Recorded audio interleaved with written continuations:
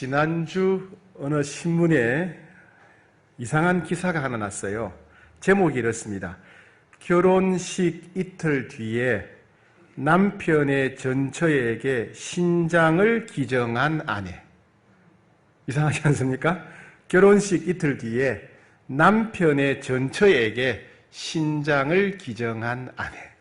예, 우리나라 사람 이야기가 아니고 미국에 있었던 최근에 일어난 일인데, 데비라고 하는 여성인데, 이 데비라는 여성이 짐이라고 하는 남자를 만나서 둘 다 재혼을 한 것 같아요.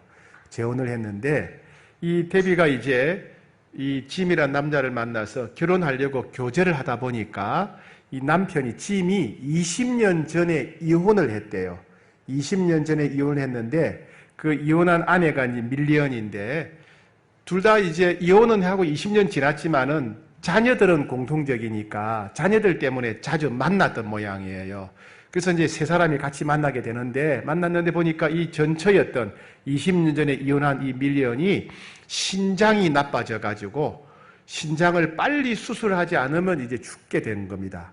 그래서 주변 가족들이나 가까운 사람들이 다 신장 이식하려고 했는데, 이게 신장이 그냥 되는 게 아니고 이게 또 맞아야 되는 모양이에요. 뭐가 잘 맞아야 이식할 수 있는 모양. 그러니까 가족들도 그게 맞지 않아서 이식을 못 하는 겁니다. 그래서 죽어가는데 이 데비라는 여인이 그걸 보고 내 신장을 주겠다 이렇게 나온 거예요.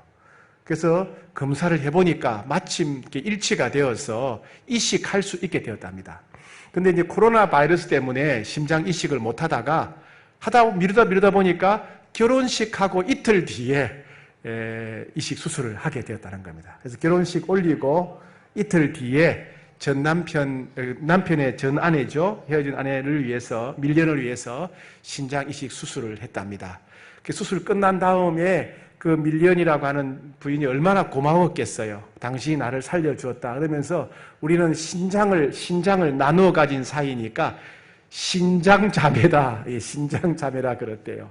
그래서 어떻게 해서 나에게 신장을 줄 수 있었냐 그랬더니, 내가 당신한테 신장을 안 주면 당신은 죽는 거고, 내가 신장을 주면 당신이 사는데, 내가 신장을 주어서 사람을 살릴 수 있다면 내가 왜 거절하겠느냐. 그렇게 대답을 했다는 겁니다. 신장을 통해서 그들이 또 새로운 가족이 되었다는 겁니다. 오늘은 가족에 관한 이야기입니다. 사도 바울은 3차 선교 여행을 마치고 예루살렘으로 돌아가는 길이었습니다. 북쪽에서는 도보로 갔지만은 아시아 쪽에서는 배를 타고 갑니다.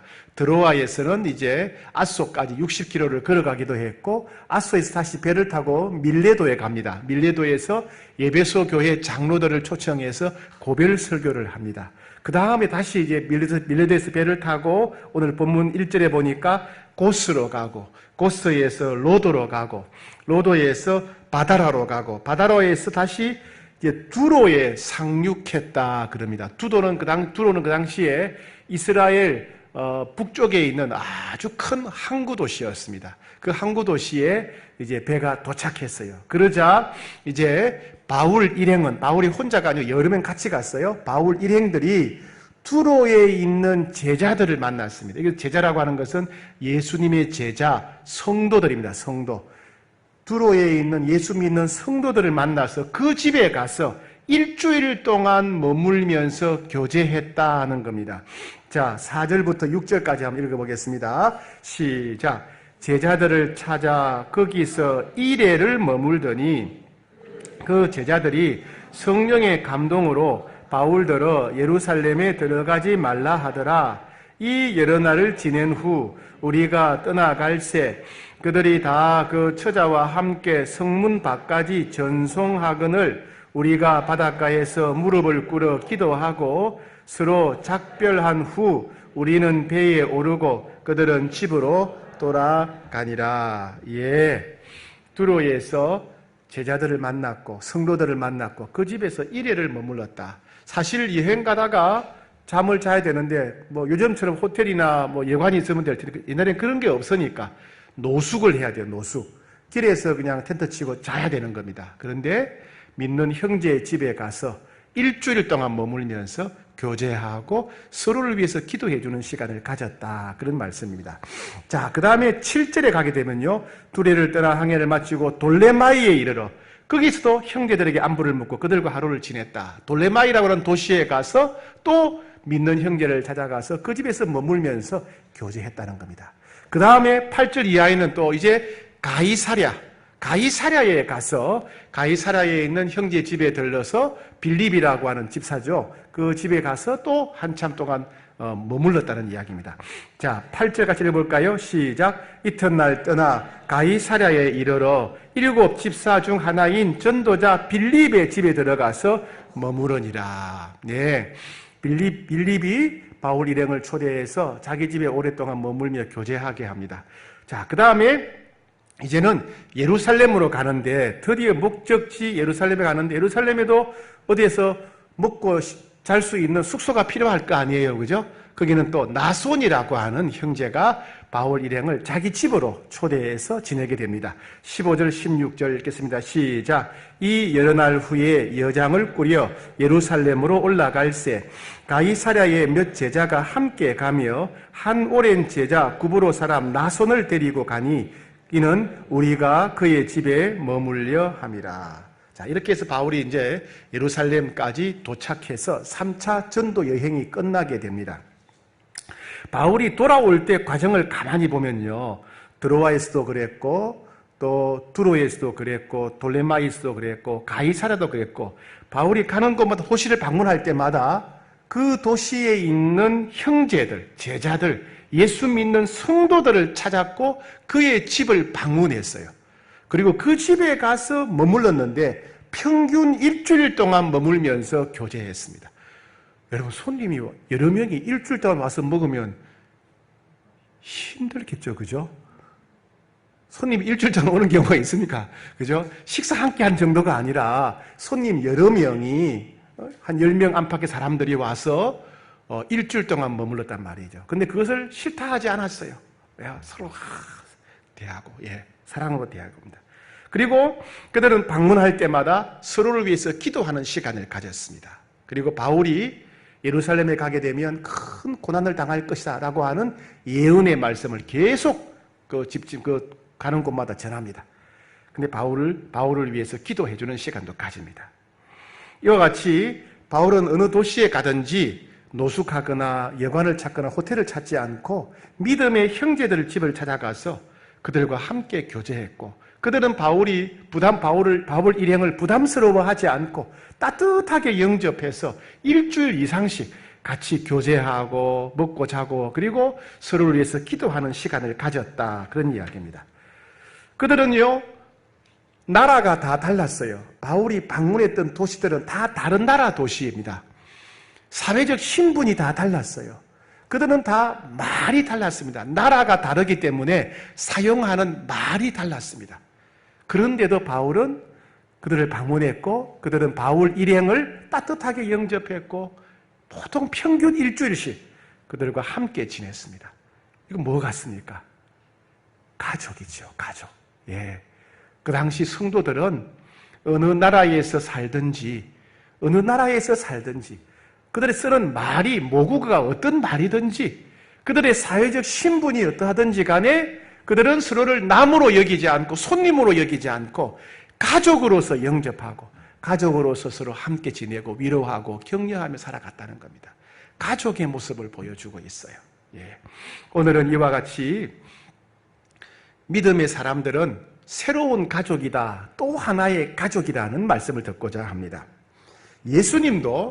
예수님에게는 또 다른 가족, 또 하나의 가족이 있다, 이렇게 말씀하셨어요. 하루는 예수님께서 말씀을 전하고 계실 때 예수님의 모친과 동생들이 예수님을 만나러 왔답니다. 예수님 모친은 마리아고 동생은 야고보, 요셉, 유다, 시몬 이런 사람들이고 그리고 여동생도 있었습니다. 동생들이 찾아온 거예요. 그러니까 사람들이 예수님, 당신의 모친과 동생들이 만나러 왔습니다, 이렇게 말합니다.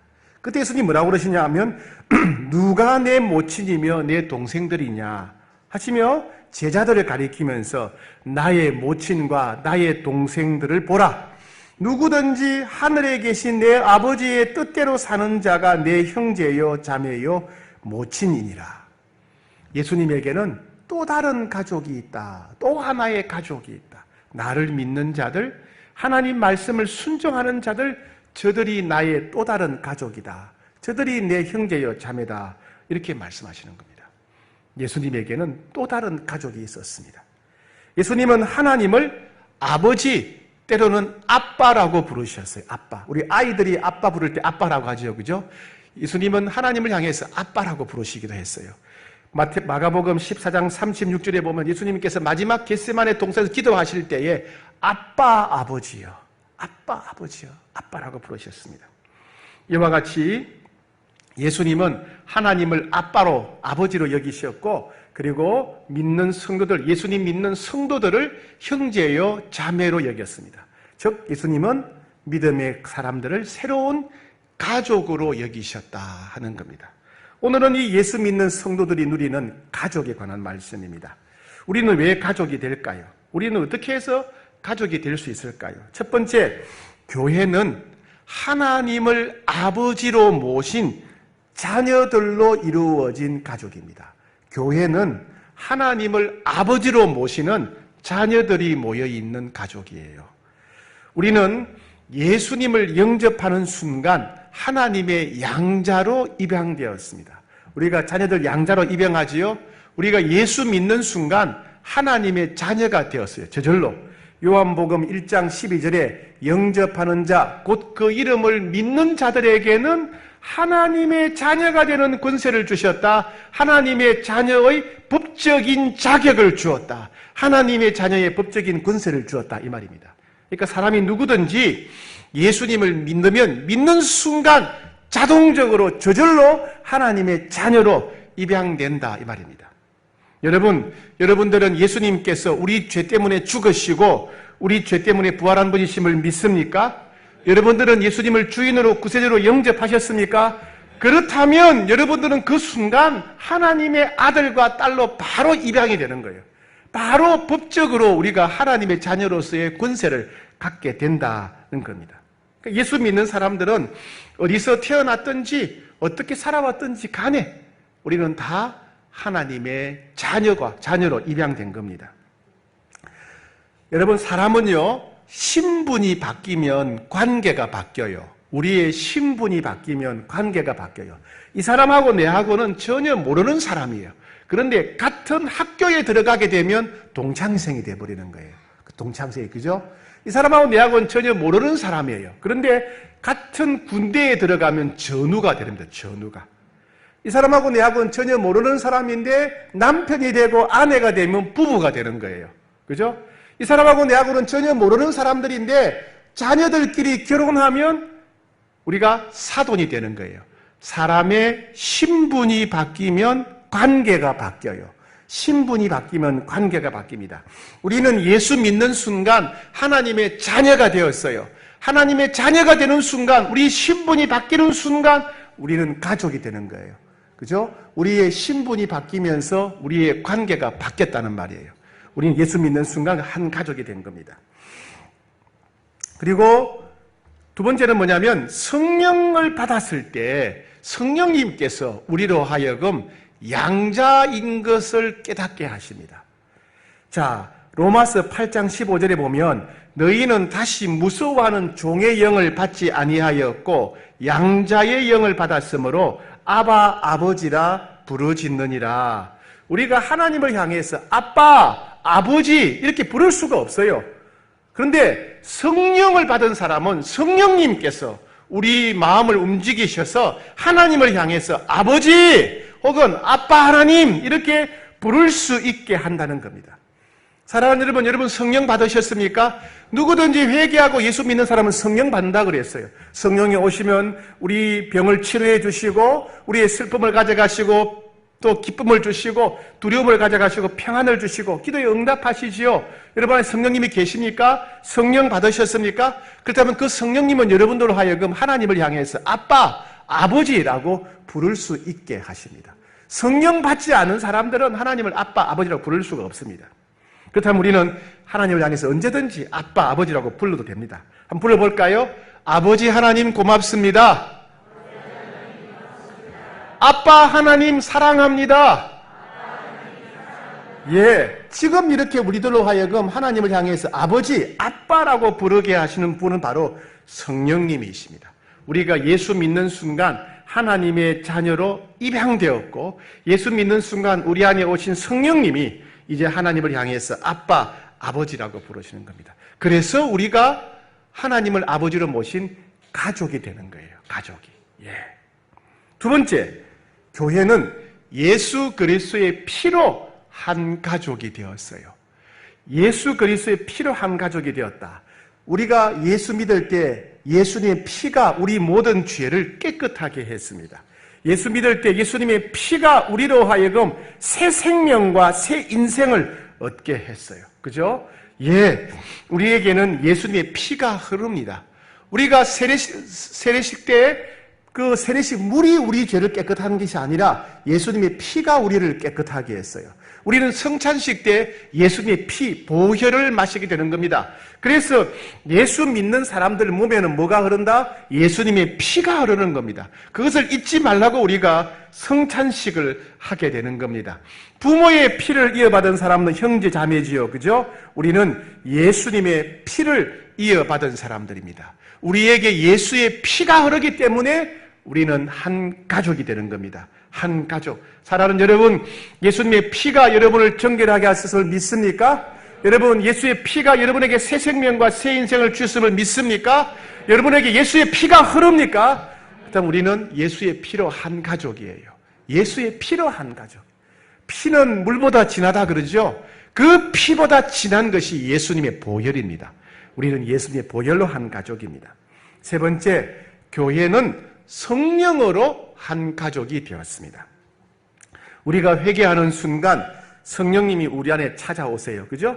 성령님이 오셔서 늘 우리를 만나 주십니다. 우리는 성령님을 통해서 하나님이 살아계시고 우리와 함께 계심을 알게 돼요. 성령님을 통해서 우리는 기도 응답을 받으시는 하나님 만나게 되지요. 근데 제 안에 계신 성령님이나 여러분 안에 계신 성령님이라 동일한 성령님이에요. 성령님이 여러분이 있는 게 아니고 한 분 성령님이 제 안에도 계시고 여러분 안에도 계세요. 집사님에게 계신 성령님이나 권사님 안에 계신 성령님이나 장로님 안에 계신 성령님이라 동일한 성령님이십니다. 공립교회 성도들 안에 있는 성도님이나 옆에 있는 성민감리교회 성도들 안에 계신 성령님이나 저 멀리 있는 영락교회 성도들 안에 계신 성령님이라 동일한 성령님이십니다. 동일한 성령님이 제 안에도 계시고 여러분 안에도 계시고 또 다른 교회 성도님들 안에도 계십니다. 우리 안에 계신 성령님 때문에 우리가 한 가족이 되는 거예요. 사람들은요, 같은 고향에 태어났다 그것만 가지고 서로 친해져요. 같은 학교 나왔다 그것만 가지고 친해져요. 같은 군대 갔다 왔다 우리가 남이냐 뭐 한 번 해병은 영원한 해병이다 같은 군대 갔다는 그것만 가지고도 서로 하나가 돼요. 우리는 같은 고향, 같은 학교, 같은 군대하고 비교할 수 없는 성령으로 하나가 되는 거예요. 어떻게 성령님을 고향과 비교할 수 있습니까? 어떻게 성령님을 학교와 비교할 수 있겠어요? 어떻게 성령을 군대와 비교할 수 있겠습니까? 우리는 고향이나 학교나 군대와 비교할 수 없는 성령 하나님으로 우리가 하나고 한 가족이라는 겁니다. 우리 안에 성령님이 계신 걸 기억할 때마다 아, 성령을 모시고 살아가는 우리는 성령으로 하나구나 기억하셔야 되겠습니다. 이와 같이 우리는 예수 믿을 때 하나님의 자녀로 입양이 되었어요. 하나님을 아버지로 모시는 자녀가 되었어요. 우리는 예수 믿는 순간 예수님의 보혈이 우리 죄를 깨끗하게 하고 새 생명을 주어서 예수의 피가 흐르는 가족이 되게 하셨어요. 우리 예수 믿을 때 성령님이 오셔서 성령 안에서 우리가 한 가족이 됩니다. 그런데 문제는 뭐냐면 마음 한구석에 한 가족이라는데 진짜 가족 맞나? 이런 생각이 좀 들지요. 그죠? 솔직하게. 졸려요? 예. 분명히 성경에서는 한 가족이라는데 한 가족 맞나? 이런 생각이 들어요. 왜요? 마음이 안 편한 성도들이 있기 때문에. 그죠? 마음이 안 편한 성도들이 솔직히 있지요. 그죠? 예. 좋은 성도들도 있는데 마음이 편하고 즐겁고 만나면 반가운 사람도 있는데 또 안 그런 사람도 있잖아요. 그죠? 뭐 누군지 묻지는 않을게 답은 안 해도 괜찮아요. 예. 믿음의 가족이라고 하더라도 성도라고 하더라도 항상 좋은 감정을 가지는 건 아니에요. 식구들도 그렇잖아요. 친척들도 그렇지 않습니까? 예? 친척들도 그렇죠. 같은 동창이라도 동문이라도 항상 좋은 관계에 있는 게 아니에요. 심지어 부부라 하더라도 마음이 불편할 때가 있지 않습니까? 같은 믿음의 성도, 믿음의 가족이라 할지라도 항상 좋은 감정을 가지는 것이 아닙니다. 때로 우리는 서로 싫어하기도 하고요. 서로 미워하기도 하고요. 서로 불편해할 수도 있습니다. 그렇다 할지라도 내가 저 사람이 싫고 같이 있는 게 불편하다 할지라도 우리는 하나님을 아버지로 모신 가족이에요. 우리에게는 같은 예수의 피가 흐르는 가족이에요. 우리는 성령 안에서 가족입니다. 또 성격도 가지가지예요. 그죠? 같은 성도를 하더라도 성격이 가지가지. 급한 사람, 빠른 사람, 외향적인 사람, 내향적인 사람, 꼼꼼한 사람, 덜렁대는 사람, 뭐 그냥 다 달라요. 성격이 다 달라요. 혈액형도 달라요. 열이면 열, 백이면 백이면 다 달라요. 성격이 달라도 아이고 무슨 저런 성격 가진 사람이 있어. 그래서 있죠. 그죠? 아이고 성격도 참 희한하네. 그래도 가족이에요. 우리는 그래도 가족이에요. 예. 또 미성숙한 사람들이 있어요. 그죠? 아이고, 좀 미성숙한 사람이 있단 말이에요. 부족한 사람들이 있어요. 우리가 참 고민하잖아요. 사랑하고 싶은데 사랑이 잘 안 되고, 용서하고 싶은데 용서하기가 힘들고, 이해하고 싶은데 이해가 안 되고, 내가 먼저 숨기고 싶은데 손해보기 싫고, 내가 먼저 칭찬하고 싶은데 막 시기심, 질투심이 생기고, 우리가 다 미성숙해요. 우리가 다 부족해요. 그래도 우리는 가족이에요. 우리가 다 부족하고 미성숙해도 예수 믿는 순간 하나님의 자녀가 되었어요. 예수의 피가 흐르고 있어요. 성령이 계신 겁니다. 예. 우리는 다 달라요. 여러분, 가족들도 다 다르잖아요. 그죠? 좋아하는 메뉴가 다 달라요. 가족들하고 한번 모처럼 외식 한번 하려고 하면 뭐 먹을까? 그러면 다 달라요. 한 사람은 짜장면, 한 사람은 짬뽕, 한 사람은 김치찌개. 합의가 안 돼요. 합의가 안 돼. 그죠? 그렇다고 해서 야 어떻게 우리 가족인데 짜장면을 좋아하냐? 너 우리 가족 아니야. 이렇게 할 수가 없어요. 그죠? 예, 음식을 좋아하는 건 다 달라요. 요리 좋아하는 요리가 달라요. 좋아하는 색깔도 다 달라요. 그래도 우리는 가족이잖아요. 가족. 그죠? 마찬가지로 교회도 마찬가지예요. 우리가 뭘 좋아하든지 우리가 좋아하는 것이 다르고 우리가 추구하는 것이 다르다 할지라도 한 가족이에요. 고향이 다를 수가 있어요. 고향이 경기도에서 태어나고 충청도에 태어나고 사근동에 태어나고 마장동에 태어나고 고향이 달라도 예수 믿는 사람은 하나님의 자녀입니다. 고향이 달라도 우리에게는 예수의 피가 흐르는 가족이에요. 고향이 달라도 성령 모시고 있으면 가족이에요. 특히 어떤 어려움이 있냐 하면 한국 사람들은 너무 요즘 정치 문제에 민감해요. 내가 좋아하는 정당을 반대하고 다른 정당을 좋아한다. 그 사람을 미워해요. 나쁜 사람 취급하는 게 나쁜 사람. 어떻게 그런 당을 지지하느냐 나옵니다. 세상 사람들은 그렇다 할지 우리는 그러면 안 돼요. 대한민국에는 여러 정당이 있어요. 그죠? 더불어민주당도 있고 국민의힘도 있고 정의당도 있고 기본소득당도 있어요. 기본소득당. 그리고 시대전환당도 있어요. 시대전환당. 또 이름이 희한한 게 있어요. 가자평화인권당. 당 이름이 가자평화인권당. 그리고요, 홍익당도 있어요. 누가 만드는지 모르겠는데 홍익당도 있어요. 정당은 다양해요. 여러분이 홍익당을 지지하든 가자평화당을 지지하든 간에 어떤 당을 지지하더라도 우리는 예수 믿는 순간 하나님의 가족이에요. 우리에게 예수의 피가 흐른다면 우리는 가족이에요. 어떤 정치인을 좋아하고 어떤 정당을 좋아하든지 간에 우리 안에 성령이 계시면 우리는 가족이란 말이에요. 가족. 예. 또 때로는 사람들이 내게 관심이 없을 수가 있어요. 그죠? 관심이 없을 수가 있어요. 그렇다 할지라도 사람들이 내게 연락하지 않고 관심이 없고 차가워도 가족이에요. 여러분 집에도 한번 생각해 보세요. 집에 식구들이 있는데 다들 뭐 직장 다니고 학교 다니고 바쁘게 하다 보면 밥 한 끼 제대로 같이 못 먹고 그냥 잠만 겨우 같이 자는 가정이 있잖아요. 아이고 우리는 잠만 자고 밥도 못 먹으니까 가족이 아니야. 그러지 않잖아요. 그죠? 그럴수록 우리가 밥 한 끼는 먹어야지 가족답게 살려고 애쓰잖아요. 그죠? 마찬가지예요. 우리가 다 헤어져 있고 멀리 있고 연락 못하고 보지 못한다 하더라도 가족은 가족이에요. 가족은 가족이에요. 그죠? 형편을 알지 못하고 서로 돌보지 못해도 가족이에요. 그러니까 중요한 건 뭐다? 가족답게 사는 게 중요한 거예요. 우리가 정말 이 가족이라는 걸 믿는다면 어떻게 해야 한 가족답게 살 수 있을까? 믿음의 가족답게 살 수 있을까? 이 생각을 해야 되는 거예요. 그럼 어떻게 해야 될까요? 첫 번째, 한 가족답게 살려면 첫 번째, 믿어야 돼요. 믿어야 돼. 뭘 믿어야 돼? 우리가 한 가족이라는 것을 믿어야 됩니다.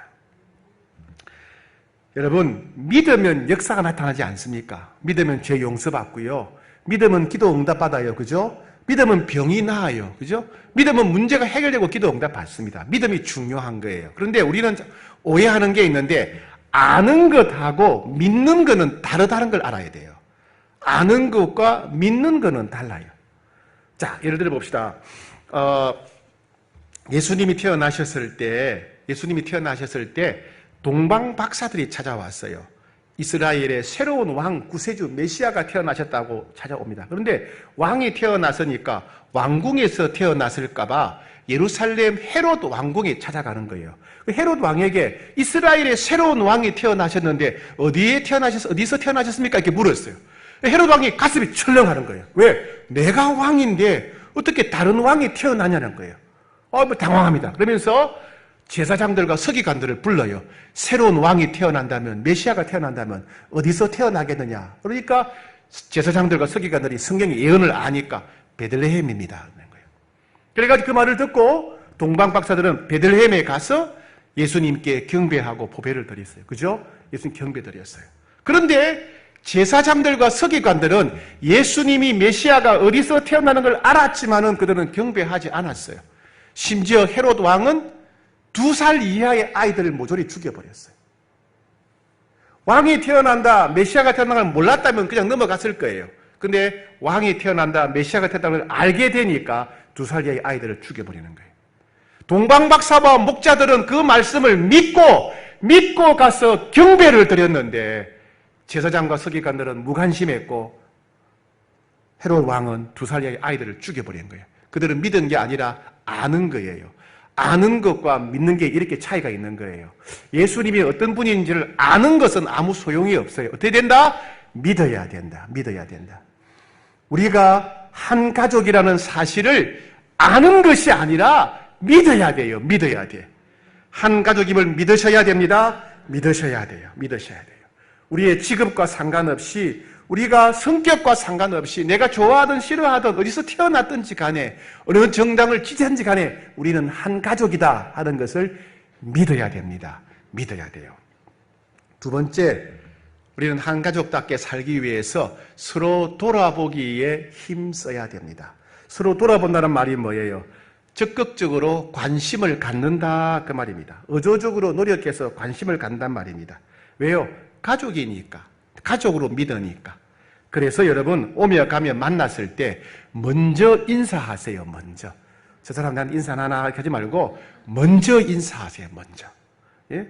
그리고 가족이기 때문에 먼저 전화하세요. 아이고 이 사람들 한 번도 전화 안 하네. 그러지 말고 내가 먼저 전화하세요. 왜요? 가족이니까. 가족이니까. 잘 지내시냐? 아픈 곳이 없느냐? 안부를 물어야 됩니다. 가족이기 때문에 걱정해주고 가족이기 때문에 위로해주고 가족이기 때문에 격려해주고 가족이기 때문에 기도해주는 겁니다. 가족이기 때문에 칭찬하고 가족이기 때문에 박수를 쳐주고 가족이기 때문에 어려운 일이 있으면 도와주고 가족이기 때문에 잘못된 길로 가면 책망하고 야단치는 겁니다.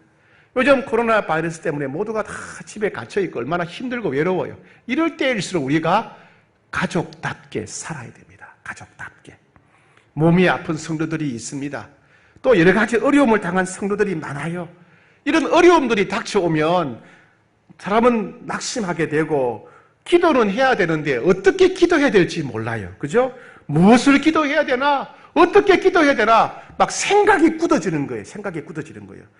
기도해야 되는 건 알지만은 어떻게 해야 될지를 모릅니다. 그때 누군가가 옆에서 나를 위해 대신 기도해주고 대신 축복해줄 때 얼마나 위로가 되고 힘이 됩니까? 그게 한 가족답게 사는 겁니다. 코로나 바이러스 때문에 어려운 이때가 우리가 더 한 가족답게 사는 것이 어떤 것일까 생각하고 실천하고 행동해야 돼요. 예수님이 메시아임을 믿었기 때문에 목자가 가서 경배했고 동방박사리 가서 경배했던 것처럼 우리가 믿기 때문에 한 가족임을 믿기 때문에 서로 돌아보기에 힘써야 됩니다. 세 번째, 우리는 한 가족이기 때문에 사랑방 모임을 해야 돼요. 사랑방 모임을. 우리 교회 세례교인들이 1,500명이 넘어요. 세례교인들이 많아요. 그죠? 1,500명 이름도 다 못 외웁니다. 저도 다 못 외워요. 근데 1,500명이 같이 예배드리면 우리가 다 서로 상황을 알 수 없고 돌아보기가 힘들죠. 근데 예루살렘 초대교회를 보니까 사도행전 2장 44절에 보게 되면 날마다 마음을 같이하여 성전에 모이기를 힘쓰고 날마다 마음을 같이하여 성전에 모이기를 힘쓰고 뭐 했단 말입니까? 예배 드렸단 말이에요. 성전에서. 그죠? 두 번째는 집에서 떡을 떼며 기쁨과 순전한 마음으로 음식을 먹었다. 집에서 떡을 떼며 교제했다는 겁니다. 매일 예배당에 모여서 성전에 모여서 예배 드리고 예배 끝나면 각자 흩어져서 가정을 중심으로 4명, 5명, 10명 모여서 서로 교제했다 말입니다. 우리 식으로 말하면 그게 뭐죠? 사랑방이다. 사랑방이라는 거예요. 우리가 한 가족이라는 것을 느끼고 체험할 수 있는 곳, 그게 사랑방이에요. 예배는 하나님을 향해서 드리는, 같이 예배 드리니까 서로를 돌아볼 틈이 없어요. 그런데 가정에서 사랑방으로 모일 때 우리는 서로 돌아보고 서로 귀를 기울여주고 서로 격려하고 축복할 수가 있는 겁니다. 예수님이 이 땅에 오셨는데 눈에 보이지 않는 하나님이 눈에 보이도록 몸을 입고 오신 분이 나사렛 예수님이잖아요. 그죠? 눈에 보이지 않는 하나님을 우리가 눈으로 볼 수 있도록, 눈에 보이도록 오신 분이 나사렛 예수님이세요. 성령 하나님은 눈에 보이지 않습니다. 그죠? 우리와 함께 하시는 분이 눈에 보이지 않습니다. 성령 하나님을 눈에 보이도록 체험하고 맛보는 곳이 어디냐? 사랑방이에요. 사랑방. 우리가 한 가족이라는 것을 눈에 볼 수 있도록 맛보고 체험하는 곳이 사랑방입니다. 그 사랑방은 성도들이 모인 교회입니다. 사랑방 자체가 교회예요. 가정에서 모였다고 해서 가정교회예요. 그리고 사랑방은 진짜 가족입니다. 가족. 어떤 분들은 아이고 우리 사랑방은요 진짜 가족 같아요. 아니에요. 진짜 가족 같은 게 아니고 사랑방은 진짜 가족입니다. 가족. 청년들이 부르는 복음 속에 이런 노래가 있습니다. 우리 함께 걸어요라고 하는 가사가 있어요. 제가 집사님처럼 노래를 잘 부르면 한번 불러드릴 텐데 그렇게 못한 것 같아요. 우리 함께 걸어요. 주의 인도하심 따라 손을 잡고 하나가 되어요. 주의 사랑 우리 안에 있네. 우리 서로 섬기며 주의 사랑 나눌 때 모든 사람 다 알게 되리라. 우린 주의 가족임을. 우린 주 안에 한 가족, 주 우리를 하나 되게 했네. 주의 사랑 나누며 서로 섬길 때 주의 나라 이루어지리. 코로나 바이러스로 인해서 우리가 참 모이기 힘들고 교제하기 힘들 때, 개인마다 가정마다 어렵고 힘들 때, 이런 때일수록 우리는 우리가 한 가족이라는 사실을 믿어야 됩니다. 믿어야 됩니다. 예수 믿는 순간 우리는 하나님의 자녀가 되었어요. 예수의 우리를 하나 되게 했습니다. 우리는 성령 안에서 우리가 하나입니다. 우리가 한 가족임을 믿으셔야 됩니다. 그리고 남들이 찾아오기 전에 내가 먼저 연락하고 찾아가며 돌아보기에 힘써야 됩니다. 그리고 할 수 있는 최선을 다해서 여러분 사랑방으로 모이셔야 됩니다. 전화통화도 하시고 영상으로도 모이시고 요즘 잘하면 또 식당에서 모일 수 있지 않습니까? 그죠? 빨리 백신 맞으시고 사랑방이 회복되었으면 좋겠습니다. 그래서 우리가 한 가족이라는 것, 하나님의 가족으로서의 그 놀랍고 풍성한 비밀을 누리는 여러분 되시기를 축복합니다.